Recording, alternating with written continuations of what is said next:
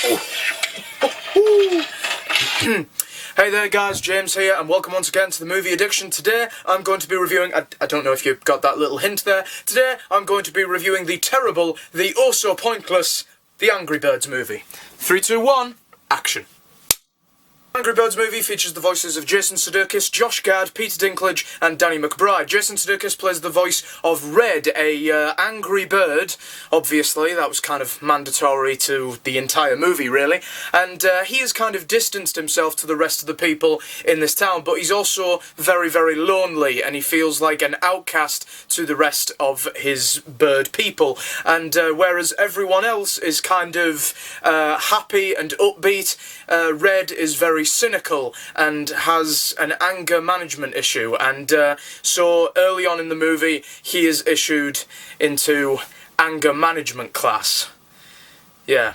Now, the writers had something really difficult that they had to do here. They had to create a plot from something that didn't really have a plot at all. I mean, other game movies that are coming out soon, such as Assassin's Creed and Warcraft, these games actually had plots that the movie could actually draw from. But with The Angry Birds, there is literally no plot there. There were two things that needed to happen with this film. There needed to be angry birds, obviously, and at some point in the film, there needed to be birds being slingshot and knocking things over. Now, no one was ever going to take the Angry Birds movie seriously, so when I came into this movie, I went in with an open mind, and when I came out, I was pretty darn mad, if I'm honest. I mean, when I started to think about it, I started to think of it more as just like a fun kids movie, but there was some pointless puns and references in this film. Pop culture references that were trying to appease to the tablet generation, you know. I mean, there was stuff like, I mean, obviously, the villain in this film is pigs, right? It's pigs. So there was stuff like Instaham. Yeah, Instaham, like Instagram. Yeah, that's so freaking funny, Sony. Oh yeah, and there is also Calvin Swine. Yeah, like Calvin Klein, the underwear. So freaking funny. And there is also a reference to The Shining. Clearly, it was the writer's attempt to go, hey, here's one for the parents. There's ones that the adults will get. I don't see why that Shining reference was in there. I'm just going to show you actually how random and fleeting this reference actually is.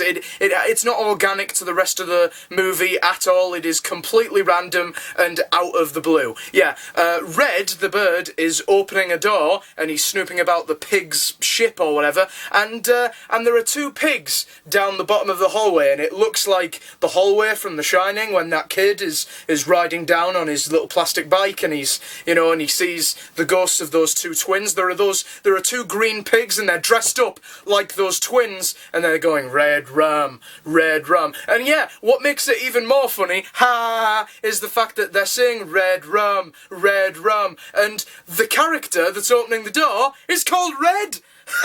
I bet the writers thought of that and really patted themselves on the frickin' back. But when all is said and done, this movie is nowhere near as bad as we thought it was going to be. If any of you have a little sister, a little brother, nieces, nephews, or kids of your own, go and take them to go and see the Angry Birds movie. It is a hell of a lot of fun for them. But if you have movie taste, then you're not really going to enjoy it all that much. There were just times in the movie where it just grinded on me, all these constant references and puns to pop culture, and trying to relate constantly to their target audience. And there were times where the movie kind of lost track of its plot, and it was trying to desperately get to the part where the birds are being slingshot into buildings and knocking them over. It was just trying so very, very hard to be the game, really, and nothing more. So then, guys, I give this movie a 3 stars out of 5. I will see you guys next time for my review of Bad Neighbours 2. And cut.